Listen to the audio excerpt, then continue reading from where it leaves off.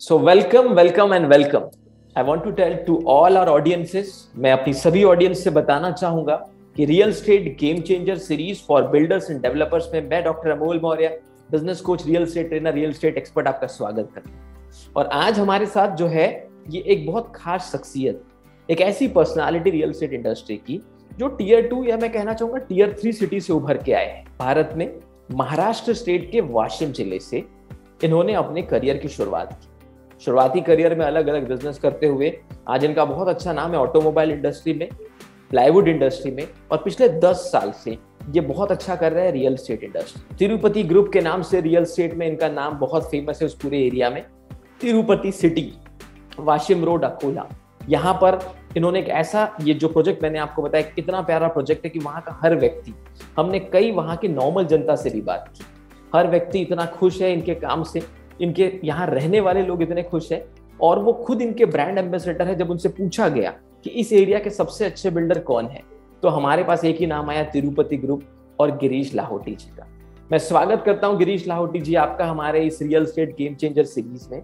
और ये इंटरव्यू इसलिए हमारे लिए खास है कि ऐसी इंस्पिरेशनल स्टोरी छोटे जगह से जब निकल कर आती है तो मेरे भारत देश में आने वाले एंटरप्रेन्योर्स को एक प्रेरणा मिलती है कि कैसे वो भी एक छोटे सिटी से निकलकर भी एक अच्छे बिल्डर बन सकते हैं। क्योंकि हमारा ये लक्ष्य बहुत क्लियर है कि आने वाले 10 साल में हमारी company with training real estate के सेक्टर में कम से कम 1 लाख रियल स्टेट एंटरप्रेन्योर को ट्रेन करके एम्पावर करना चाहती है आपके प्रैक्टिकल नॉलेज से। जो 50 से ज्यादा अच्छे सीईओज के इंटरव्यू हम पूरे भारत में और उसके बाहर भी ले रहे हैं, उनके प्रैक्टिकल नॉलेज से हम आने वाले रियल स्टेट के एंटरप्रेन्योर को अच्छा बना सके। यही है हमारे देश के लिए आने वाली कहानी। तो स्वागत करता हूं आप सबका, big round of applause Girish Lahoti ji. नमस्कार नमस्कार नमस्कार नमस्कार नमस्कार सर। सबसे पहला सवाल मैं जानना चाहूंगा कि रियल स्टेट में आपकी जर्नी कैसे शुरू हुई, आपकी कंपनी के बारे में, और आप क्या प्रोडक्ट्स अभी ऑफर कर रहे हैं अपने उस पूरे एरिया में। सर, सबसे पहले तो जब मैं अपना एजुकेशन कंप्लीट करके इस बिजनेस में वाशिम में आया, तब मुझे ऐसा पहले दिन से ही दिमाग में था कि मैं अपने एरिया की पब्लिक को समथिंग डिफरेंट दूं, कुछ हट कर दूं। शुरुआती दिनों में मैं अलग अलग बिजनेस में, जैसे आज भी वो बिजनेस में रन कर रहा हूँ, प्लाईवुड्स है, ऑटोमोबाइल सेक्टर्स में महिंद्रा ट्रैक्टर्स है या बजाज टू व्हीलर्स है, तो ये सब सेक्टर्स में मैं काम तो कर रहा था। समथिंग मैं अपने एरिया में सबसे कुछ हट कर दूं, पर बाद में ऐसे दिमाग में आया कि क्या मैं लोगों के लाइफ में कुछ लाइफस्टाइल को चेंज कर सकता हूँ क्या। फर्स्ट थिंग, मैं जहाँ से बिलोंग करता हूँ बहुत छोटी जगह थी, तो मैं बोला क्या कर सकता हूँ। जो कुछ कर रहा हूँ मैं मैन्युफैक्चर नहीं कर रहा हूँ, मैं सिर्फ ट्रेडिंग कर रहा हूँ। मैं अच्छा प्रोडक्ट लाके कस्टमर को सोल्ड कर रहा था, पर क्या मैं खुद कुछ ऐसा प्रोडक्ट बनाऊं जो कस्टमर को उनकी लाइफ में कुछ उसका वैल्यू क्रिएट हो। तो इसलिए मैं रियल एस्टेट लाइंस को थोड़ा सा मुझे ऐसी लगी कि यहाँ मैं कुछ कर सकता हूँ, तो इसलिए मैं उसमें अपनी स्टार्टिंग किया 2012-13 में। बहुत बहुत बढ़िया। देखिए, मैं हमारी ऑडियंस को बताना चाहूंगा कि ये बड़े बड़े ग्रुप्स के लिए ऑलरेडी काम तो कर ही रहे थे। महिंद्रा ट्रैक्टर्स या महिंद्रा 4 व्हीलर की फ्रेंचाइजी होना, बजाज जैसे ग्रुप के साथ काम करना, लेकिन एक अंदर से इच्छा थी कि मैं तो अभी इनके लिए एक ट्रेडर हूँ, मुझे खुद का एक प्रोडक्शन शुरू करना है और कुछ अलग देना है। उस इच्छा के साथ आप इस लाइन में आए, आप रियल एस्टेट इंडस्ट्री में आए, स्वागत है आपका। मैं ये पूछना चाहूंगा कि अभी तिरुपति ग्रुप क्या प्रोडक्ट्स ऑफर कर रहा है, क्या प्रोडक्ट पे काम कर रहा है, और आने वाले समय के क्या प्रोडक्ट्स आपके आने वाले? यस सर, हम लोग अभी जो प्रोडक्ट कस्टमर को ऑफर कर रहे हैं वो 1 BHK, 1 RK, 2 BHK, 3 BHK, twin Bangalore, रो हाउसेस, और रिसेंटली हमने इस कोविड टाइम में कमर्शियल सेगमेंट में भी एंट्री की। बहुत बढ़िया। तो ये जो आप प्रोडक्ट ऑफर कर रहे हैं ये वाशिम डिस्ट्रिक्ट में ही है पूरा? यस सर, वाशिम और वाशिम डिस्ट्रिक्ट के बाहर बुल्डाना डिस्ट्रिक्ट में भी हम लोगों ने ऑलरेडी टाउनशिप स्टार्ट की है। बहुत बड़े। तो वाशिम से बुल्ढाना भी आप पहुंच चुके हैं, और हम भगवान से प्रार्थना करेंगे कि ऐसे धीरे धीरे आप और स्प्रेड करें। सर, मैं आपसे बात करना चाहूंगा कि इतना अच्छा थॉट आपने दिया कि आप खुद के प्रोड्यूसर बनना चाहते हैं, मैन्युफैक्चरर बनना चाहते थे। आप बिल्डिंग लाइन में आए, कंस्ट्रक्शन में आए, और आप इतना multiple variety of product 1 BHK, 1 RK, 2 BHK, twin bungalow, commercial, इतना रेंज आप अपने क्लाइंट को ऑफर कर रहे हैं। अभी तक टोटल कितने प्रोजेक्ट्स हमने कंप्लीट कर लिए और कितनी फैमिलीज अक्रॉस हमारे प्रोजेक्ट्स में अभी रह रही है? सर, लास्ट 10 years में अराउंड मैं 600 रेसिडेंशियल हाउसेस, मुझे फ्लैट्स या ट्विन बेंगलो, ये सब चीजें मैंने हैंडओवर की है, कस्टमर को पोजीशन दे चुका हूँ। और रिसेंटली नेक्स्ट 12 month में अराउंड मैं 150 प्लस और पोजीशन देने की पोजीशंस में हूँ। बहुत बहुत बढ़िया। यानी 600 फैमिलीज को आप घर दे चुके हैं, 150 फैमिलीज के लिए आप घर बना रहे हैं, और मैं अगर शॉप को भी इंक्लूड कर लूं तो नियर अबाउट 1000 क्लाइंट्स को आप उस पूरे एरिया में सर्व कर चुके या करने वाले हैं, राइट? बहुत बहुत बहुत बढ़िया। एक बहुत बड़ी फीट है सर, टियर 3 सिटीज में इतने सारे प्रोजेक्ट्स रन करना, इतने लोगों के लिए commercial, residential, semi commercial options को प्रोवाइड कर पाना एक बहुत बड़ी बात है। कितना टीम फोर्स अपने साथ काम कर रहा है? अगर मैं बात करूं, हमारे एम्प्लॉइज, लेबर्स, वेंडर्स, ऐसे कितने लोगों के लिए हम लोग अभी काम कर रहे हैं? कितने लोग हमारे साथ? सर ये इंडस्ट्री में काम करते वक्त मुझे ऐसा लगता है, एक सेल्स टीम एक अलग होता है, marketing, sales and marketing division हमारा एक सेपरेट है। बिल्कुल। और साइट सुपरविजन और रॉ मटेरियल रिक्वायरमेंट का एक डिवीजन अलग है। वेंडर साइड वर्क के लिए हमारी side engineers and site vendors यानी कॉन्ट्रैक्टर्स हम कहते हैं, वो अलग है। और एक हमारी फुल फ्लेज डायरेक्टर्स की टीम्स है जो हम लोग वर्क करते हैं। तो इस वे से अलग अलग अगर हम सब लोगों को अगर एज अ टीम कर लेते हैं तो अराउंड हम लोग 200 प्लस लोग काम वर्क कर रहे हैं सर। बहुत बहुत बढ़िया बात है सर। 200 लोगों के लिए फुल टाइम एम्प्लॉयमेंट जनरेट करना टियर 3 सिटी में, ये पावर रियल एस्टेट इंडस्ट्री में ही है। और अगर मैं बोलूं कि इन सब प्रोजेक्ट्स को कंप्लीट करने में कितने वेंडर्स और लेबर्स की आपको जरूरत पड़ी, कितने लोगों ने अभी तक आपके साथ काम किया, कितने लेबर्स एक प्रोजेक्ट पे मिनिमम लगते हैं? सर एक प्रोजेक्ट पे अराउंड 60 to 70 लोग हमें लगते हैं सर। ओके, 60 to 70 लेबर्स, मतलब करीब करीब 700-800 लेबर्स ने भी इतने सारे प्रोजेक्ट में आपके मिनिमम काम किया है टोटल मिलाकर। बहुत बढ़िया, बहुत। यानी देखिए, डायरेक्ट 200 लोगों का एम्प्लॉयमेंट, इनडायरेक्टली 1000 लोगों के लिए एम्प्लॉयमेंट जनरेट करना, क्योंकि लेबर भी जब आपके प्रोजेक्ट पे काम करते हैं तो पर डे वेजेस भले ही लेते हो, पर वीकली हम उनको पेमेंट्स करते हैं। तो करीब करीब 1000 लोगों के लिए एक रियल एस्टेट एंटरप्रेन्योर एक छोटे सिटी में भी एम्प्लॉयमेंट जनरेट कर सकता है। ये सबसे बड़ा पावर है इस इंडस्ट्री का। और एग्रीकल्चर सेक्टर के बाद दोस्तों, इसे ध्यान से समझिए, रियल एस्टेट ही है जो पूरे भारत में सबसे ज्यादा एम्प्लॉयमेंट जनरेट करता है। तो हम बहुत बहुत धन्यवाद देना चाहेंगे कि आपने खुलकर इतनी सारी चीजें शेयर की। चलिए थोड़ा आगे बढ़ते हैं। ऐसा मानते हैं कि जब भी व्यक्ति किसी भी एक पर्टिकुलर सेक्टर में सफलता को प्राप्त करता है, उसके पीछे कुछ इंस्पिरेशन मॉडल्स होते हैं, कोई मेंटर्स होते हैं। तो आपके लाइफ में कोई इन्फ्लुएंसर या मेंटर जिन्हें आप बहुत मानते हैं, आप बिजनेस में जब आए थे? सर मेरी लाइफ में इन्फ्लुएंसर ओनली सर ऐसा है कि मैं कॉर्पोरेट कंपनियों से वर्क करता था।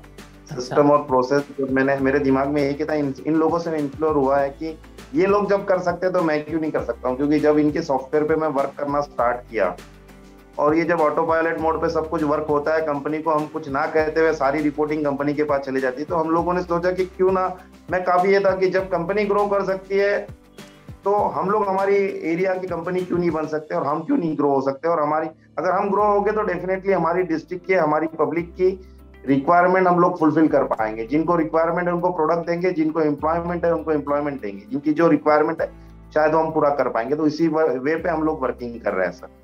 बहुत खूब, बहुत खूब। बहुत अच्छा लगा सर आपका ये आंसर सुन के कि आपने अपने कॉर्पोरेट के एक्सपीरियंस को ठीक से सीखकर उसे प्रैक्टिकली फिर अपनी कंपनी में इंप्लीमेंट किया।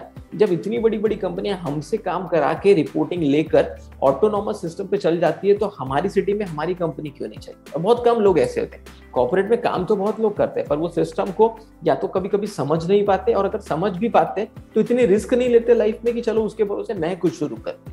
सो कॉर्पोरेट के एक्सपीरियंस को पूरी तरह से यूटिलाइज करके एक अच्छा एंटरप्रेन्योर बनने के लिए हम आपका बहुत धन्यवाद देना चाहेंगे। सर कोई स्पेशल लीडरशिप स्ट्रैटेजी आप जो अपनी कंपनी में इंप्लीमेंट करते हैं, इतने सारे लोग आपके लिए काम कर रहे हैं, तो कुछ लीडरशिप के बारे में हम जानना चाहेंगे आपसे। सर मैं एज अ लीडर तो कंपनी का वर्क नहीं करता हूँ, मैं एज अ टीम मेंबर करके मैं अपनी कंपनी के लिए वर्क करता हूँ। और मैं बहुत बेसिक पे काम करता हूँ सर। मैं मंथली प्लानिंग फर्स्ट वीक में मैं कर लेता हूँ कि इस मंथ में मुझे क्या करना है, सेल्स क्या करना है, कलेक्शन क्या करना है, मेरा साइड वर्क क्या होना चाहिए, मुझे परचेस क्या करना है, सारी प्लानिंग्स मैं फर्स्ट वीक में कर लेता हूँ। और ऐसे हर टीम से अपनी मीटिंग ले लेता हूँ कि अब इस मंथ में हमें इस तरह से आगे निकलना है। और फिर वीकली बेस पे मैं रिव्यू लेता हूँ, और डेली बेसिस पे जहाँ मेरी रिक्वायरमेंट होती है वहाँ मैं अपनी आप को पुश ऑफ करता हूँ कि यहाँ मेरी रिक्वायरमेंट है, यहाँ से इन लोगों की दिक्कतें समझो, या इन लोगों को मुझे सपोर्ट रिक्वायर्ड है। ऐसे मैं करके इनका मेरा मंथ पूरा चलाता हूँ। और बस यही मेरे में एक लीडरशिप का थॉट आप बोल सकते हैं, ऐसे मैं वर्क करता हूँ एज अ टीम लीडर। बहुत बहुत बढ़िया। देखिए आपने ना इतने कम शब्दों में इतनी सारी बातें बता दी कि आप प्रॉपर प्लानिंग करते हैं महीने के पहले वीक में, और हर डिपार्टमेंट के व्यक्ति के साथ बैठकर उसकी भी प्लानिंग सुन लेते हैं ताकि वो क्या करने वाला है और फिर उसका प्लान आपके प्लान से मैच हो रहा है तो आप राइट डायरेक्शन में जा रहे हैं, ये क्लियर इंडिकेशन आपने दे दिया जो टॉप से टॉप कंपनीज करती है। इसीलिए आज तिरुपति ग्रुप इतना बड़ा ब्रांड बनता जा रहा है डे बाय डे, और आज वाशिम से निकलकर बुल्ढाना, कल भगवान करे हर बड़ी सिटीज में भी आपके प्रोजेक्ट चले, और ये पॉसिबल हो सकता है just because of the vision of the leader, और वो विजन हमें आपको देखने मिल गया। और आपने एक बहुत हम्बल बात की कि आप टीम मेंबर बन के काम करते हैं, वो तो और अच्छी बात है। फिर भी सर एक चीज पूछना चाहूंगा, भले आपने कॉर्पोरेट एक्सपीरियंस अपनी कंपनी खड़ी की, पर किसी न किसी बिजनेसमैन को आप भारत में जरूर आदर्श मानते हैं, उनकी काम करने की कार्य प्रणाली आपको अच्छी लगती होगी, ऐसे कोई नाम आप हमको बताना चाहेंगे? सर बस ऐसा जस्ट बिफोर द कोविड मैंने एक डॉक्टर विवेक बिंद्रा जी की एक सेमिनार अटेंड की थी दिल्ली में, और तब मैं लाइफ से काफी बिजनेस को लेके बहुत फ्रस्ट्रेट था, क्योंकि मैं जिस हिसाब से खुद को एक्सप्लोर कर चुका था और फिर ये अप डाउन आ रहे थे, तो मैं बहुत ज्यादा ये था। और शायद वो मेरी लाइफ का टर्न अराउंड टाइम बना कि किस वे से हर चीज का सॉल्यूशन निकालना चाहिए। और बाद में मैं सर्च के काफी पैकेजेस में जैसा जो भी ये होते हैं, तो मैंने उनके वीडियोस काफी देखे। तो मुझे हर लाइफ में सॉल्यूशन मिलता गया। शायद मेरे को कोविड का टाइम कैसे निकल गया पता ही नहीं चला, क्योंकि मैं डेप्थ में जाके हर चीज की स्टडी करने लग गया। ओके ओके ओके, तो बहुत अच्छी बात कही आपने कि विवेक बिंद्रा जी से आपने कुछ बिजनेस की चीजें सीखी, वर्कशॉप्स इनके अटेंड किए, और उसके बाद आपको और ज्यादा विश्वास आने लगा कि आप और अच्छा काम कर सकते हैं। ये बहुत अच्छी बात है विवेक बिंद्रा जी के लिए भी कि उनके पार्टिसिपेंट्स इतना अच्छा ग्रो कर रहे हैं। मैं उसके बाद एक चीज आपसे पूछना चाहूंगा सर कि अगर कोई रियल एस्टेट कंपनी को भी तिरुपति ग्रुप की तरह ग्रो करना है तो कौन सी 3 एडवाइस आप उन्हें देना चाहिए? सर किसी भी आपसे वही होता है, जैसा आपने बोला कहाँ पे वर्क करना चाहता है, प्लेस कौन सी है, टायर 1, टायर 2, टायर 3, टायर 4, हर जगह की रिक्वायरमेंट अलग है। अलग अलग। मान लीजिए कि वो आपके जैसे टियर 2 सिटी का टियर 3 सिटी से, और आपको देख के इंस्पायर हो गया इस वीडियो को, क्योंकि देखिए हम भी नहीं जानते, आप भी नहीं जानते कि ये वीडियो कितने लोगों की जिंदगी में क्या बदलाव लाने वाला, क्योंकि ये प्रैक्टिकल डोमेन नॉलेज से रिलेटेड इंटरव्यूज है। इसमें हम कोर इंडस्ट्री की बात कर रहे हैं, इसमें हम कोर सीक्रेट्स बता रहे हैं रियल एस्टेट इंडस्ट्री के। सो ये जो आपके ब्रेन के अंदर से निकल रहा है, ये ना जाने कितने लोगों की जिंदगी में कितना ट्रांसफॉर्मेशन लाएगा। मान लीजिए वो टियर 3 सिटी से है, वो किसी झारखंड की किसी छोटी सिटी से और ये वीडियो देख रहा हो, तो उसको आप क्या एडवाइस देना चाहेंगे कि 3 चीजें क्या वो इंप्लीमेंट करें?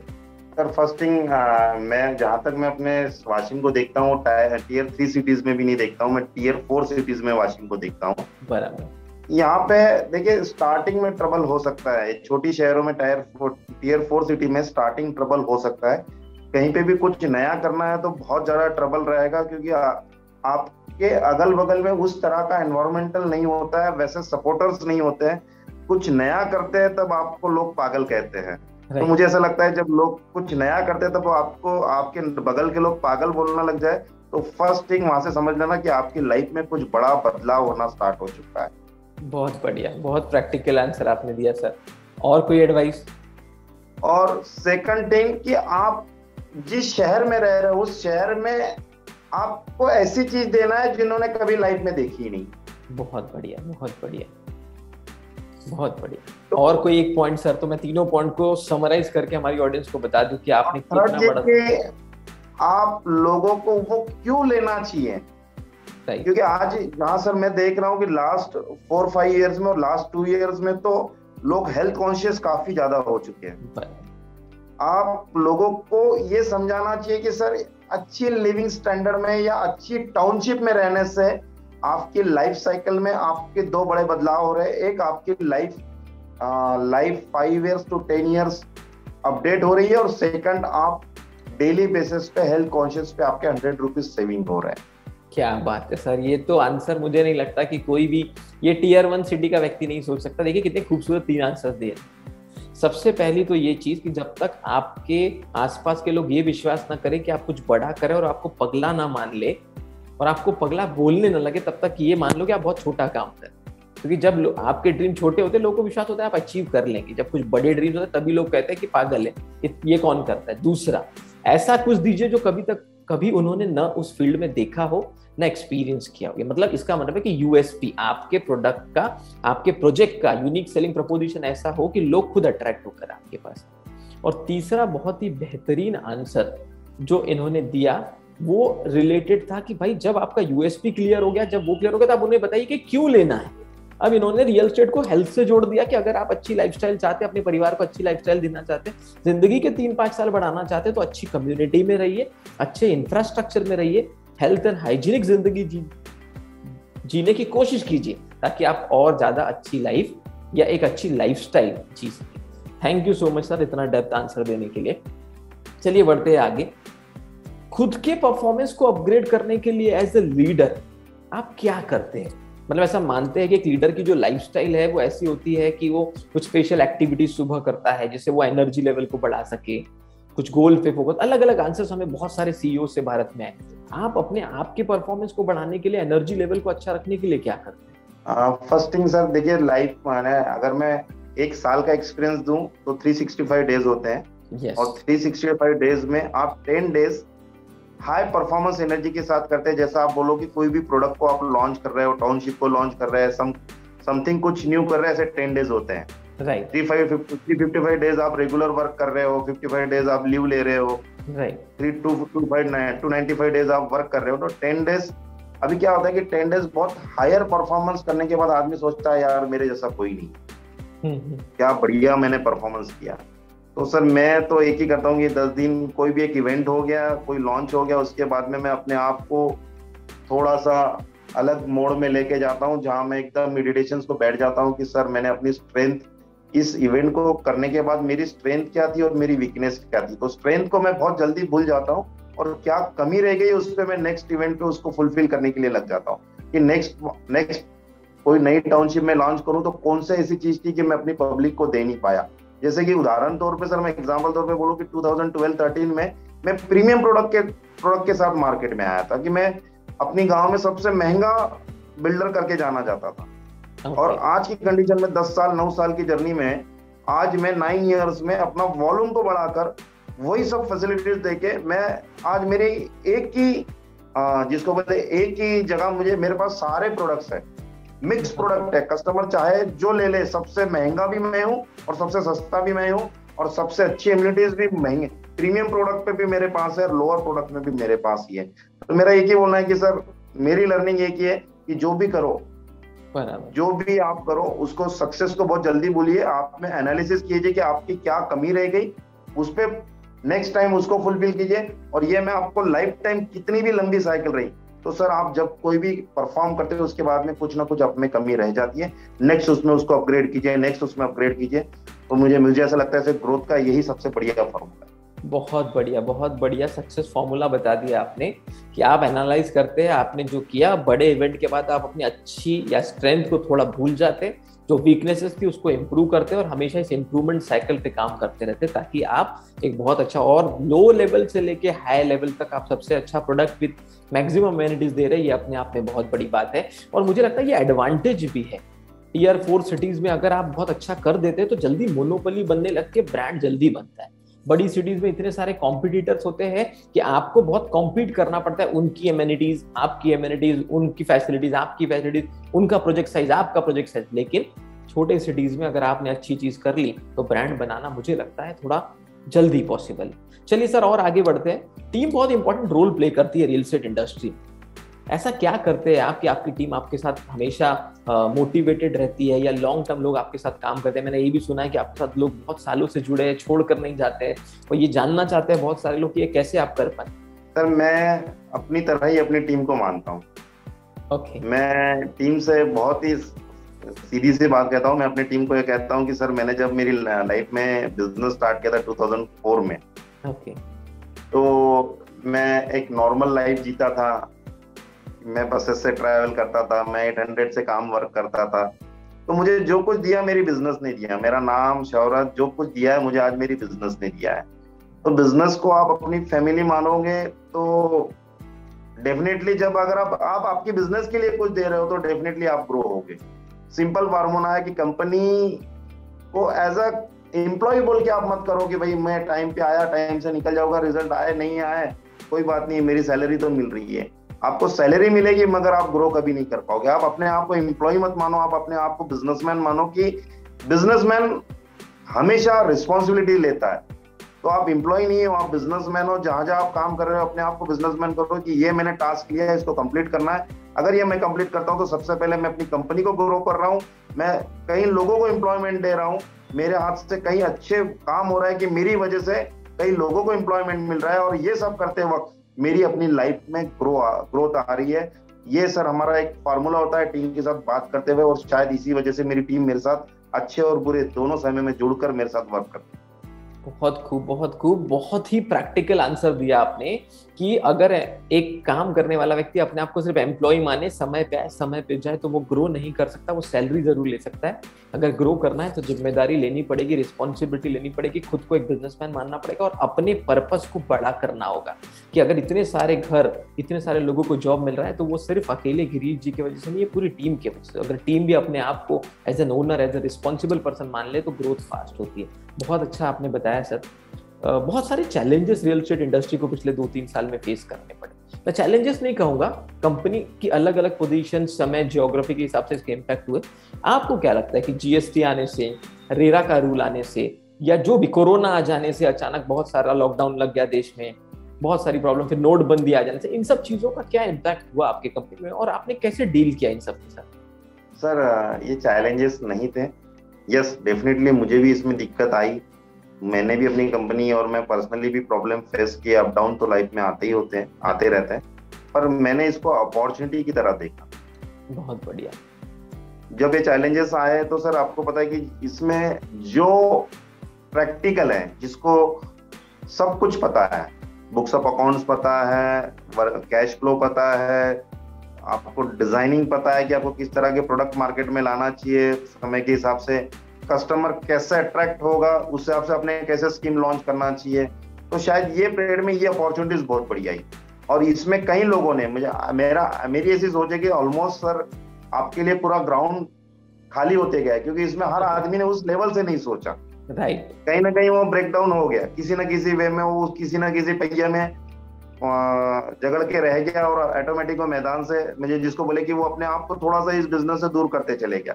तो it's a very good opportunity sir, कि ये बहुत ही बढ़िया अपॉर्चुनिटीज थी कि आपने सारे पहलुओं पे अगर काम किया तो आपके सामने कोई बहुत बड़ा प्लेयर है ही नहीं। और टायर 4 सिटीज में टचवुड सर, मैं सिर्फ वाशिम की बात नहीं करता हूँ, थ्रू आउट इंडिया की बात करता हूँ सर। बहुत छोटा आदमी हूँ, बड़ी बात कर रहा हूँ कि यहाँ पे अभी कॉर्पोरेट की नजर नहीं गई है, पर आने वाले समय में डेफिनेटली नेक्स्ट 4 to 5 ईयर्स में कॉर्पोरेट्स सारे रूरल इंडिया में आएंगे। क्योंकि अगर कहीं ग्रोथ है तो सिर्फ रूरल इंडिया में ग्रोथ है, और इंडिया को सुपर पावर बना सकता है तो रूरल इंडिया ही सुपर पावर बना सकता है। तो कॉर्पोरेट सारे लोग, सिर्फ रियल एस्टेट छोड़ के बाकी सारी इंडस्ट्रीज में कॉर्पोरेट रूरल पे ध्यान दे रहे हैं। तो यही ऐसा सेक्टर है कि जहाँ रूरल ध्यान नहीं दे रहा है। अगर हम अपनी कंपनी को उस लेवल पर लेके चले जाए कि कॉर्पोरेट को अगर यहाँ आने की जरूरत गिरी रूरल्स में, तो वो हमारे साथ मर्ज होकर कोलैबोरेशंस करके वर्क करे, हमारे विदाउट काम नहीं कर सके, इस लेवल पे हमने हमारी सोच रखना चाहिए। और मैं मानता हूँ ये रियली ग्रेट अपॉर्चुनिटीज है कि अगर आपने सर ने बोला कि नोटबंदी हो, जीएसटी हो, रेरा हो, अदर कोई समथिंग है, अगर हम सब चीजों में क्लियरिटीज है तो बड़ी कोई भी कंपनी हमारे साथ मर्ज होकर हमें भी लाइफ में ग्रो होने का चांस मिलेगा, और कंपनी को भी एक हमारे जैसा पार्टनर या फ्रेंचाइजीज मिलेगा। बहुत बढ़िया सर, आपने चैलेंजेस को अपॉर्चुनिटी में कैसे क्रिएट कर दिया ये हमने लाइव आपके आंसर से जाना।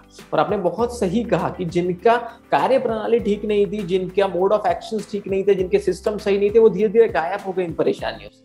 और जो स्ट्रांग थे, जिनके पिलर स्ट्रांग थे, जिनकी नींव मजबूत थी, वो और अच्छे बन गए। और यही हुआ तिरुपति ग्रुप के भी साथ, जैसे आपके एग्जाम्पल से हमें पता चला। सर अब एक थोड़ा इमोशनल पार्ट की तरफ मैं जाना चाहूंगा। एक ऐसी इंस्पिरेशनल स्टोरी आपके लाइफ में कभी घटित हुई हो इस पूरे कार्यकाल के दौरान, आपके किसी भी बिजनेस में, स्पेशली रियल एस्टेट बिजनेस से जुड़ी हो, जब एक मुश्किल परिस्थिति आई आपने उसे कैसे टैकल किया, या उस स्टोरी से आपने बहुत कुछ सीखा, ऐसा कुछ घटित हुआ हो आपकी जिंदगी में? तो वो मैं, या चाहे वो बचपन की क्यों ना हो, लेकिन एक लीडर की एक इंस्पिरेशनल स्टोरी हम जरूर जानना चाहिए। सर मेरी लाइफ ही थोड़ी चैलेंज वाली रही। हम जानना चाहेंगे आपके चैलेंजेस को और आपने कैसे उनके साथ डील। मेरे पेरेंट्स ने कभी भी मुझे एक अच्छी एजुकेशन देने की कोशिश की, बेटर सब कुछ देने की, और मैंने पहले से अच्छी एक मिडिल क्लास जैसी फैमिली होती है वैसे सर सारी कुछ मेरे पेरेंट्स ने मुझे लाइफ में फैसिलिटीज दी। पर मेरी लाइफ में एक पेनफुल वर्ड हमेशा था, मेरे रिलेटिव्स या मेरे नजदीक के दोस्त, फ्रेंड सर्कल बोलो या मेरे कलीग्स बोलो, कि तू लाइफ में कुछ नहीं कर पाए। अच्छा। ये बार बार शायद आपको सुनने मिला कि तू लाइफ में कुछ नहीं कर ये मुझे मुझे उम्र की 25 ईयर्स तक यही सुनने मिला, जब तक शादी नहीं हुई मेरी 25-26 ईयर तक, तब तक यही सुने तू लाइफ में कुछ नहीं कर सकता है। ओके। फिर आपने क्या चैलेंज लिया, क्या अपने अंदर आपने चेंजेस लाए कि आज हम इतने बड़े गिरीश लाहोटी जी को देख रहे हैं, तिरुपति ग्रुप के ओनर, क्या किया आपने, वो ट्रांसफॉर्मेशन कैसे आया? सर वो बस यही था कि जो पापा का जो बिजनेस था, मैंने ठान लिया जो पापा का बिजनेस था वो बिजनेस मैं नहीं करूंगा, और पापा भी नहीं चाहते थे कि मैं तेरे हाथ में मेरा बिजनेस दूं, क्योंकि तू तो जीरो कर देगा वो बिजनेस को। अच्छा। तो वो बिजनेस मैंने नहीं किया, तो लाइफ में अलग अलग बिजनेस से अपनी लाइफ को स्टार्ट किया। ओके। और चैलेंजेस आए, और हमेशा रिस्क टेकिंग बंदा रहा, हमेशा जितना था उससे ज्यादा की मैंने हमेशा सोची। आज भी एज के 43 इयर्स में भी मैं जो हूँ उससे ज्यादा मैं सोचता हूँ। अगर आज मेरी कैपेबिलिटी हो गई कि हर पर एनम में 125 से 150 लोगों को घर दे सकता हूँ, तो आज मैं अपने दिमाग में बस एक ही सोच रखता हूँ कि आने वाला समय, आने वाले 2 साल बाद मैं 300 लोगों को कैसे घर दे सकूं पर एनम, अपनी कंपनी कैसी ग्रो। इमोशनल इसमें मैं इतना ही जानना चाहता हूँ सर, ये घर ऐसी चीज है कि मैं हर उस बंदे को, इमोशनली मैं आपको बोलता हूँ, मैं हर उस बंदे को घर देना चाहता हूँ कि जो घर उसके लिए सपना है। क्या बात है, जो अपनी एक एक रुपया जमा कर 2-2.5 लाख रुपया का डाउन पेमेंट जमा करता है, और रिमेनिंग वो लोन्स करवाता है, और रेंटल वाला जो है उसमें वो अपना EMI चला लेता है। तो मैं हर इंसान को, सिर्फ मेरी एरिया में नहीं, मेरी वाशिम से बैठे 100 किलोमीटर तक मैं सोच रहा हूँ कि हर उस इंसान को, हर वो फैमिली को मैं वो लाइफस्टाइल दूं, वो चीज दूं, उसकी वैल्यू ऑफ द मनी मैं क्रिएट करूं कि उसका पैसा सही जगह इन्वेस्ट हो रहा है। और यही मेरा सर एक है ना कि दूसरों के लिए काम करने के लिए मुझे बहुत मजा आती है, और इससे मुझे बहुत खुशी मिलती है। जो भी मुझे पैसा कितना बना रहा हूँ ये मैं नहीं जानता हूँ, मगर दूसरों के लिए जीने के लिए मुझे बहुत मजा आता है, मुझे खुशी मिलती है। ये मेरा पैशन है, ये मेरा, जिसको बोले कि मैं उसी दूसरों के लिए ज्यादा काम करना चाहता हूँ, चाहे फिर वो मेरा टीम मेंबर हो, चाहे मेरे क्लाइंट्स हो, और चाहे मेरी फैमिली मेंबर्स हो। मैं ये वर्क करते हुए कभी ये नहीं सोचता हूँ कि मुझे रिटर्न क्या मिलेगा, क्योंकि रिटर्न, और डेफिनेटली आज जहाँ कुछ भी हूँ मैं ये सभी चीजों की वजह से ही हूँ। नहीं तो एक टायर 4 सिटीज है जिसका फैमिली बैकग्राउंडिंग उतना स्ट्रांग नहीं है। और सर आज हम लोग, मैंने लाइफ में जो जो टारगेट्स मेरी लाइफ के मैंने लिए थे वो एट द एज ऑफ 42 में मैंने कंप्लीट कर लिए। अब मैंने मेरे लाइफ का टारगेट और सेट कर लिया है, दिल मांगे मोर, कि मैं और ज्यादा काम करूं, पहले की गुनाह में मैं ज्यादा काम कर सकूं। यही मेरा सर इमोशनल ये चीज है कि भगवान मुझे वो सद्बुद्धि दे और वो शक्ति दे कि मैं जितना आज तक कर सका हूँ लाइफ में एज अ वर्क, वो नेक्स्ट 10 ईयर्स में मैं इससे ज्यादा काम करूं। बहुत बहुत बढ़िया।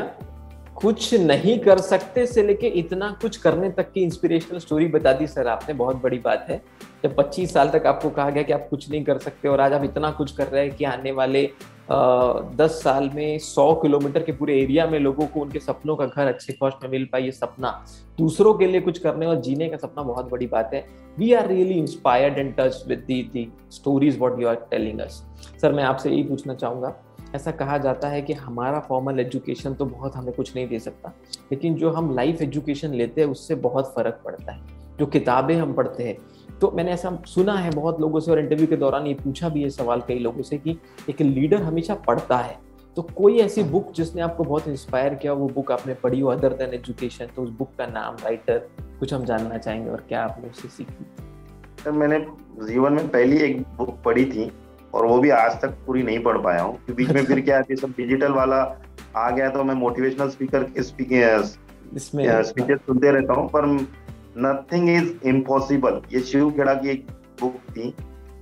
बिल्कुल सही कहा आपने, शिव खेड़ा जी की किताब है नथिंग इज इम्पॉसिबल। बुक की हेडिंग ही वही थी, तो बस उसको मैं पढ़ते रहता था, और शायद उसको मैं 50% ही पढ़ पाया। वो हर बार मैं एक ही पन्ने को 100 टाइम्स पढ़ चुके हैं। तो उसके बाद में सर लाइफ को मैंने लाइफ में एक ही बुक पढ़ी है बस, वही। अच्छा सर, लेकिन आपने बुक इतनी अच्छी पढ़ ली कि नथिंग इज इम्पॉसिबल, और वही आप कर रहे हैं। 100 किताबें पढ़ने से फर्क नहीं पड़ता, एक किताब पढ़ के इंप्लीमेंट करने से फर्क पड़ता है, ये आपने प्रूव कर दिया है। और आधी पढ़ के इतना इंप्लीमेंट कर दिया, पता नहीं पूरी पढ़ लेते तो अभी 200-400 किलोमीटर में और 10-20 ज्यादा प्रोजेक्ट चल रहे हैं।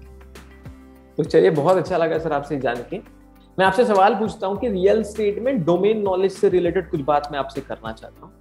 सेल्स जो है वो बहुत बड़ा बैकबोन है पूरी इंडस्ट्री का। भले ही 7-8 डिपार्टमेंट पे ध्यान दिए बिना रियल एस्टेट में अच्छी कंपनी नहीं खड़ी हो सकती, लेकिन सेल्स डिपार्टमेंट का एक अलग महत्व भी है। आपके तिरुपति ग्रुप में सेल्स जो है वो क्या सिर्फ एम्प्लॉय सेल करते हैं, या कोई चैनल पार्टनर जो आपके साथ जुड़े वो सेल्स करते हैं, या दोनों मिलकर एक हाइब्रिड कॉम्बिनेशन मॉडल में आपकी कंपनी में सेल्स कैसे होता है? यस सर, हम लोग दोनों मिलकर वर्क करते हैं। चैनल पार्टनर्स को भी हमने साथ में रखा है और एम्प्लॉइज को भी साथ में रखा है। मगर सर मैंने पहले ही क्लियर किया कि हम टायर 4 सिटीज से बिलोंग करते हैं। हमारा पर्सनल टच कस्टमर से बहुत ज्यादा है। और मैं सर आपको ये कहूंगा कि हम लोगों का जो सेल्स का अगर हम लोग रेशियोज निकाले तो 85% सेल्स एम्प्लॉइज या हम लोग पर्सनल क्लोज करते हैं और 15% ही हमारे चैनल पार्टनर क्लोज कर पा रहे हैं। अब ये आप बोलोगे ऐसा क्यों, क्योंकि ये तो बिजनेस का मॉड्यूल नहीं होता है। पर सर जनरली होता क्या है कि जब मैं इस इंडस्ट्रीज में आया तब मैंने देखा कि चैनल पार्टनर्स बढ़ा चढ़ाकर कोई चीजें कस्टमर को शो करते हैं और लास्ट में वो नहीं होती है, तब रिलेशनशिप में कहीं ना कहीं कुछ प्रॉब्लम्स आता है। Very good. ये शुरुआती दिनों में मुझे ख्याल में आया, तो मैं बोला सर अपनी कंपनी को उस लेवल पर ले जाऊं कि कस्टमर को हमारी ब्रांड पे ट्रस्ट हो जाए। और अब मैं उस लेवल पे आया हूं कि चैनल पार्टनरों से मैं अलग बात करूं अपनी बिजनेस को डबल एक्सीलेटर देने के लिए। तो बीच के कुछ सालों में हम लोगों ने चैनल पार्टनर हमारे से ज्यादा वर्क नहीं कर पाए। उसका रीजन ये नहीं था कि चैनल पार्टनर अच्छे नहीं थे या हम लोग करवाना नहीं चाहते थे, पर मेरी एक बिजनेस पॉलिसी थी कि चैनल पार्टनरों को मैंने बहुत ज्यादा इन्वॉल्व इस बिजनेस में इसलिए नहीं किया क्योंकि अपनी ब्रांड को एस्टेब्लिश किया।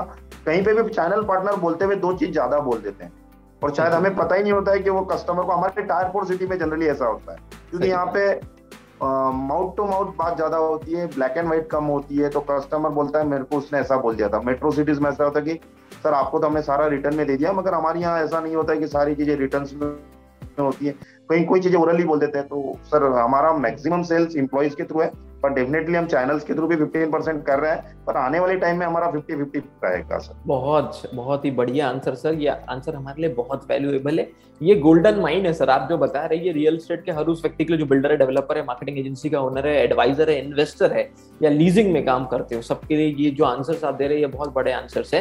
टियर 4 सिटीज में अगर ब्रांड नेम आपको बनाना है तो आपको एम्प्लॉय की सेल्स की टीम अच्छी होनी जरूरी है। बहुत सही कहा सर ने। अगर कोई भी व्यक्ति आपके प्रोडक्ट के बारे में गलत इन्फॉर्मेशन कम्युनिकेट करेगा सेल्स के लिए, ब्रांड नेम आपका खराब होगा। 85% से भी ज्यादा सेल तिरुपति ग्रुप का इनके एम्प्लॉइज से आता है, 15% चैनल पार्टनर से। आगे जाकर ये 50-50% का रेशियो करना चाहते हैं, लेकिन टियर 4 सिटी के लिए बहुत बड़ा लेसन था। चलिए सर आगे बढ़ते हैं। आपका नेक्स्ट विजन या ड्रीम या गोल क्या है अपनी कंपनी को लेकर रियल एस्टेट? मेरा विजन बस आपको मैंने शॉर्ट में पहले बोला था सर कि वाशिम से 100 किलोमीटर के रेडियस पर मैं हर आदमी को घर देना चाहता हूँ। उसके value of the money pocket के बजट के हिसाब से मैं उनको घर देना चाहता हूँ विद ऑल मॉडर्न एम्यूनिटीज। ये आने वाला कल उसका बेहतरीन रहा है। आने वाला कल हमारा यंगेस्ट इंडिया का जो उसके बच्चे लोग हैं उनको एक अच्छा एजुकेशन मिले। मेरी एम्यूनिटीज के बारे में सोच अलग होती है। आज तक मैं टाउनशिप बनाता था तो बस उसमें एम्यूनिटीज ऐसी होती थी कि भाई स्विमिंग पूल रहे, जिम्स रहे, रोड्स रहे। पर इन लोगों को अब मैं जो आगे मैं सोच रहा हूँ कि मैं ऐसे लोगों को घर दूं जो कभी घर का एक सपना रखते हैं। वहाँ मेरी अच्छी लाइब्रेरीज रहे, हाई कनेक्टिविटी इंटरनेट्स रहे, नेट कनेक्टिविटीज रहे और महंगी से महंगी वहाँ पे हर चीज में वहाँ उनको प्रोवाइड कर पाऊँ, क्योंकि उनका फ्यूचर शायद उनके बच्चे ही है और देश का फ्यूचर भी आने वाला यंग जनरेशन ही है। बहुत बड़ी बात कही सर आपने। देश का फ्यूचर यंग जनरेशन, और यंग जनरेशन के लिए अगर आप इतनी अच्छी सोच रखते हैं कि आपके लो बजट प्रोजेक्ट में भी लाइब्रेरी देना चाहते हैं, हाई स्पीड इंटरनेट देना चाहते हैं, एमिनिटीज देना चाहते हैं, तो नो डाउट आने वाले समय में वाशिम से बहुत अच्छा यंग जनरेशन निकलेगा जो भारत में बड़े बदलाव लाएगा। आगे बढ़ते हैं सर। रियल एस्टेट की इंडस्ट्री को देखकर आपको क्या आगे अपॉर्चुनिटीज दिख रही है और क्या कुछ चैलेंजेस भी दिख रहे हैं आगे चल? चैलेंजेस तो कुछ नहीं, अपॉर्चुनिटीज दिख रही है। तो अपॉर्चुनिटीज बताइए सर, क्या अपॉर्चुनिटीज आपको लग रहा है रियल एस्टेट? सर जिस हिसाब से इंडस्ट्री की बात कर रहा हूँ, जिस हिसाब से सर इंडिया की पॉपुलेशन है, राइट, और हमारे पीएम भी कहते हैं कि हर जगह थोड़ा सैचुरेशन आ चुका है हर इंडस्ट्री में, चाहे ऑटोमोटिव रहे या कोई भी इंडस्ट्रीज में। पर इंफ्रास्ट्रक्चर्स में मुझे सैचुरेशन नहीं दिख रहा है, क्योंकि जिस हिसाब से हमारी एरिया की पॉपुलेशन है या इंडिया की पॉपुलेशन है वो हिसाब से आज भी हमारे पास रेसिडेंशियल की नेक्स्ट 25 ईयर्स तक का मुझे ऐसा लगता है कि प्रोडक्शन शॉर्ट ही रहेगा। सही, एकदम सही, बहुत बड़ी बात कही, बहुत बड़ी बात कही। हर इंडस्ट्री में शॉर्टेज आ सकता है, सैचुरेशन आ सकता है, लेकिन रोटी कपड़ा और मकान इन तीनों में कभी नहीं आता। और मकान एक नेसेसिटी है जैसे रोटी और कपड़ा, तो वो कभी कम नहीं हो सकता।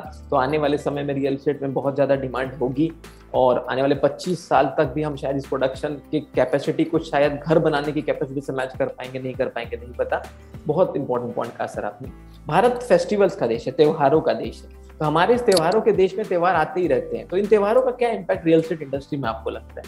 पॉजिटिव होता है, नेगेटिव होता है, कैसा इम्पैक्ट? सर ऐसा तो अभी कुछ दिखता नहीं है, पर ये अभी क्या है ना सर, फेस्टिवल में जस्ट मेरा मानना है कि कस्टमर का माइंडसेट पॉजिटिव होता है कि मुझे कुछ ना कुछ परचेस करना ही है। बहुत बढ़िया। बस उस वक्त इंडिया का कल्चर एक ही है सर, इंडिया का मैं भी एक कुछ हूँ, तो मैं भी कुछ लेना चाहता हूँ तो बोलता हूँ यार अभी दशहरा है या दीपावली है या इसी दिन हमने ये चीज लेना चाहिए, तो कोई ना कोई कंपनी की कोई ना कोई ऑफर आ ही जाती है। ये हमारा माइंडसेट बना हुआ है।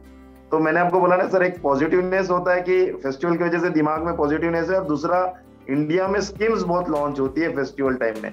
ये दोनों काम करके वहां पे उसमें हाईएस्ट सेल बुक हो जाता है। बहुत सही, यानी फेस्टिवल्स में हमारा सेल और बढ़ता है, लोगों को नए खरीदने की इच्छा होती है, और वही इच्छा हमारे सेल्स में कन्वर्ट हो जाती है। बहुत बढ़िया सर। ट्रेनिंग एंड डेवलपमेंट में बहुत काम कर रहे हैं हम लोग पूरे रियल एस्टेट इंडस्ट्री में, क्योंकि जब भी आपको रियल एस्टेट में किसी व्यक्ति को हायर करना हो तो आपको कोई ऐसा डायरेक्ट व्यक्ति नहीं मिलेगा। जब आपको आईटी का इंजीनियर चाहिए तो CSIT के लोग मिल जाएंगे, जब आपको डॉक्टर चाहिए तो MBBS के लोग मिल जाएंगे, जब आपको कोई फाइनेंस का चाहिए MCOM या CA मिल जाएंगे। लेकिन रियल एस्टेट में डायरेक्टली भारत में कोई भी डिग्री सर्टिफिकेशन के लोग नहीं मिलते। तो ट्रेनिंग एंड कोचिंग पे हमारी पूरी कंपनी बहुत काम करी, और आने वाले 10 साल में कम से कम 1 लाख रियल एस्टेट एंटरप्रेन्योर को ट्रेन करके 40 से 50 भी अगर जॉब एक व्यक्ति क्रिएट कर सका तो भारत में 40-50 लाख नए जॉब क्रिएट हो, ऐसा हम एक भगवान के आशीर्वाद से एक निमित्त बनना चाहते हैं। मैं आपसे बस ये पूछना चाहता हूँ कि ट्रेनिंग एंड कोचिंग इंडस्ट्री का क्या रोल है, specially Tier 2, Tier 3, Tier 4 cities? अगर रियल एस्टेट में प्रॉपर ट्रेनिंग अवेलेबल हो तो क्या गेम चेंजर साबित हो सकता है? सर अगर इसमें प्रॉपर ट्रेनिंग मिल जाए, सबसे मेन क्या है सर, इसमें एजुकेशन का कोई क्राइटेरिया नहीं। बहुत सही कहा आपने। यहाँ पे 10th से लेके हायर एजुकेशन का बंदा भी वर्क कर सकता है। राइट। इनको एक प्रॉपर ट्रेनिंग मिल जाए, किस लाइन में काम करना चाहता है, सेल्स में, मार्केटिंग में, साइट सुपरविजन में, पोजीशंस में, कस्टमर सेटिस्फेक्शन पे, परचेस पे, किस सेक्टर्स में काम करना चाहता है रियल एस्टेट के, ये प्रॉपर अगर उसको ट्रेनिंग गाइडेंस मिल जाए तो ये सर बहुत बड़ा गेम चेंजर होगा, जो सेक्टर को मेरे हिसाब से इंडिया में या हमारी लेवल पर तो हम लोग ये बोलेंगे कि इसको अनऑर्गेनाइज्ड बिजनेस मानते हैं रियल एस्टेट। एकदम ये इंडिया का सबसे वेल ऑर्गेनाइज्ड बिजनेस होगा, हायर GDP गवर्नमेंट को देने वाला बिजनेस होगा। बहुत बहुत बड़ी बात कही सर आपने, और यही मिशन है हमारा कि इस अनऑर्गेनाइज सेक्टर को ऑर्गेनाइज सेक्टर में कितने जल्दी कन्वर्ट कर सके पूरी टीम के साथ, आप जैसे लोगों के साथ मिलकर, क्योंकि आप जैसे लोगों के आंसर्स ही उस प्रैक्टिकल चीज को लोगों तक पहुंचाने में हमारी मदद कर रहे हैं, और हम बहुत शुक्रगुजार हैं। सर फाइनल क्वेश्चन पूछना चाहूंगा, गोल्डन टिप आप क्या देना चाहेंगे आने वाले बिल्डर्स को, मार्केटिंग एजेंसीज के ओनर्स को और रियल एस्टेट के एडवाइजर्स, कि अगर वो रियल एस्टेट में ग्रो करना चाहते हैं तो किन चीजों पे ध्यान? सर सबसे पहले जो हायर एजुकेशन कर लेते हैं और वो लाइफ से फ्रस्ट्रेटेड होते हैं सही बात है। तो मैं सिर्फ यही कहना चाहूंगा कि सर जो आदमी फ्रस्ट्रेटेड है उसने रियल एस्टेट में आ जाना चाहिए, या जॉब पे चले जाए या खुद की कंपनी बना ले। ओके, बहुत बड़ा पॉइंट कहा सर आपने, बहुत बड़ा पॉइंट है ये कि जो आदमी बहुत ज्यादा डिग्रियां ले चुका है और बहुत फ्रस्ट्रेटेड है उसने रियल एस्टेट में आ जाना चाहिए, या तो एंटरप्रेन्योर बन जाए या जॉब ज्वाइन कर ले, क्योंकि ये इंडस्ट्री एटलीस्ट उसे कुछ अच्छा पैसा तो दे सकती है। भले उसका पैशन ना हो, भले उसके पास ये डिग्री ना हो, लेकिन अगर वो थोड़ा भी नॉलेज इसका ले ले, खुद को ट्रेन कर ले, तो हायर डिग्री वाले व्यक्ति एटलीस्ट इस इंडस्ट्री में आके कुछ अच्छा अर्न तो कर सकते हैं। बहुत अच्छा कहा आपने। और मैं अगर एडवाइजर्स के लिए और एजेंसी, क्योंकि अभी मार्केटिंग एजेंसीज का कल्चर सर देश में बढ़ रहा है, एडवाइजर्स अब धीरे धीरे बढ़ रहे हैं, ये भी बात बहुत सही है कि अब पढ़े लिखे लोग विद डिग्री के साथ भी रियल एस्टेट इंडस्ट्रीज में आ रहे हैं, बड़ी बड़ी एजेंसीज बनते जा रही है। सो इन लोगों को कौन से एक दो टिप आप देना चाहेंगे as a CEO of Tirupati group, as a director, कि क्या इन चीजों का ही ध्यान रखे लाइफ में? सर बस रियल एस्टेट में 2 चीज का ही ख्याल रखें, एक कैश फ्लो को आपको मैनेज करते आना चाहिए। ओके। जो आपने दिखाया वो कस्टमर को मुझे आपने 100% नहीं पर 90% है ना, वो आपको वही चीज देना चाहिए, और जो समय दिखाया उससे 30 डेज या 45 डेज से ज्यादा डिले नहीं होना चाहिए। बहुत सही, बहुत सही, बहुत सही। मतलब आप अपने कमिटमेंट को पालिए, जो आपने शो किया उसे कंप्लीट कीजिए, जो आपने पोजीशन का समय दिया है उसे 30-40 दिन ज्यादा से ज्यादा, लेकिन उस समय में डिलीवर कर दीजिए। यानी ट्रस्ट, कमिटमेंट बिल्ड कीजिए, आप अपने आप अच्छा ग्रो करेंगे। चाहे एक मार्केटिंग एजेंसी के ओनर, चाहे एक एडवाइजर, उसे कोई फर्क नहीं पड़ता, पर ये वर्ड इंपॉर्टेंट है, ट्रस्ट और कमिटमेंट के साथ काम कीजिए। बहुत बहुत धन्यवाद सर। मैं, मेरी पूरी टीम बहुत बहुत आभारी है आपकी पूरी कंपनी का, आपके लोगों का, आपके मैनेजर्स का, जिन्होंने कोऑर्डिनेट किया। अगर ये इतना अच्छा कोऑर्डिनेशन नहीं होता तो शायद ये इतना वैल्यूएबल, देखिए मुझे 10,000 करोड़ के ग्रुप का भी शायद इंटरव्यू लेने में उतना मजा ना आया हो जितना आज टियर 4 सिटी के एक बिल्डर की लाइव कहानी को सुनकर मजा आया है। और मैं ये 200% दावा करता हूँ कि हमारी ऑडियंस भी इस इंटरव्यू को बहुत इंजॉय करेगी, बहुत प्रैक्टिकल चीजें इससे सीखेगी। So again thank you so much sir. Final कुछ वर्ड्स अगर आप इस real estate game changer book के बारे में, इस real estate game changer series के बारे में या कुछ कहना चाहे तो आप कह सकते हैं। सबसे पहले मैं आपको थैंक यू बोलूंगा कि सर आपने हमें सुनना, समझा, और हमारे बारे में कुछ भी जो आप बोलोगे शायद हमारे लिए वो लर्निंग रहेगा। पर मैं सर आपसे एक रिक्वेस्ट करना चाहता हूँ सर, ये मैं बार बार वर्ड में टायर 4 सिटीज ला रहा हूँ सर। राइट। हमें रियली सर कोचिंग की जरूरत है, रियली कोचिंग की जरूरत है। मुझे पर्टिकुलर खुद को भी और मेरी टीम को भी, और आने वाले इस मेरे इधर जो नए जो बंदे आने वाले उन लोगों को भी, अगर हमें प्रॉपर ट्रेन मिल जाए तो हमारे में कोई चीज कमी नहीं रहेगी कि सर हम हमारे एरिया के नहीं, हमारे रीजन के भी हम हीरो बन सकते हैं। 200% तो सर। और आपसे हमारी उम्मीद यही है कि सर आप लोग हमें बहुत जल्दी सर्विसेज देना स्टार्ट करें, जिससे हम लोग हमारी लाइफ को चेंज कर पाए। अगर हमारी लाइफ चेंज होगी तो हमारे कस्टमर की भी लाइफ चेंज हो जाएगी। 200%। और मैं आपको विश्वास दिलाता हूँ सर कि सिर्फ 1 से 1.5 महीने के बाद जब हम ये बुक लॉन्च कर देंगे, हमारा प्लान है कि कैबिनेट मिनिस्टर गडकरी जी के हाथों से हम ये बुक लॉन्च करें, क्योंकि वो man real development man of हमारा देश कह सकते हैं हम। तो ये लॉन्चिंग के बाद हम लोग सिर्फ सेलेक्टेड पहले 10 क्लाइंट के साथ काम करना चाहते हैं पूरे भारत में, और वो 10 स्टोरीज को हम गेम चेंजर स्टोरी बनाएंगे, उन्हें सक्सेस को और बढ़ाएंगे, और फिर हम और क्लाइंट्स लेंगे। सो मैं जरूर आपको पर्सनली इन्वाइट भी करना चाहूंगा कि 23 जनवरी के आसपास, अगले 1 से 2 महीने में बुक जब लॉन्च होगी, तो आप जरूर आइए इस बुक के लॉन्च में। हमें बहुत खुशी होगी, और ट्रेनिंग एंड कोचिंग में हमारी पूरी टीम आपको सपोर्ट करेगी आगे ले जाने में। हमारा तो मिशन ही ये है सर कि आपके जैसे लोगों को 100 नहीं, 300, 400, 500 किलोमीटर के दायरे में कैसे और बड़ा ब्रांड बना सके, और उसके लिए हम पूरी मदद करेंगे। Thank you so much for इस इंटरव्यू के लिए, आपने समय दिया, इतने अच्छे आंसर दिए, उसके लिए धन्यवाद। हम इस इंटरव्यू को यहाँ समाप्त करते हैं, और आपकी पूरी टीम का बहुत बहुत धन्यवाद करते हैं। Thank you sir. Thank you sir. Thank you.